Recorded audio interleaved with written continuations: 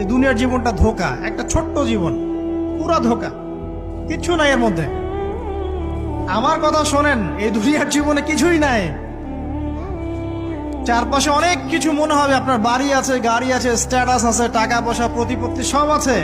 আদতে আপনি একা, আদতে আপনাকে একাই কবরে যাওয়া লাগবে, একাই আল্লাহর সাথে হিসেব নিকাশ দিতে হবে। কেউ নাই সাথে, আমাদের সাথে কেউ নাই। কিন্তু আপনি মনে করছেন যে সেলিব্রিটিজম, বড় আমি পলিটিক্যাল নেতা হয়েছি, আমাকে সবাই চেনে, আমি ইকোনমিক সেক্টরে লিড দেই, রাষ্ট্রকে লিড দেই, আমি ধর্মতাত্ত্বিক ক্ষেত্রে লিড দেই, আমাকে দেখলে মানুষ বাহবা দেয়, ইত্যাদি ইত্যাদি।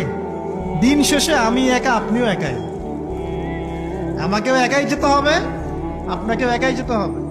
এগুলো সব চারপাশের খালি অন্ধ মোহ, আর কিছু না।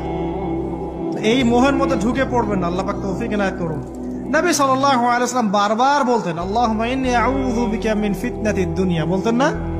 হে আল্লাহ, আমি এই দুনিয়ার ফিতনা থেকে তোমার কাছে আশ্রয় প্রার্থনা করছি। ওয়া ইন্নী আউযু বিকা মিন ফিতনাতিন নিসা, আমি মহিলাদের ফিতনা থেকেও আশ্রয় প্রার্থনা করছি। আরো দোয়া করতেন, আল্লাহুম্মা ইন্নী আউযু বিকা মিন আযাবিল কবর, হে আল্লাহ, আমি কবরের আযাব থেকে আশ্রয় প্রার্থনা করছি। ওয়া আযাবি জাহান্নাম, জাহান্নামের আযাব থেকে আশ্রয় প্রার্থনা করছি।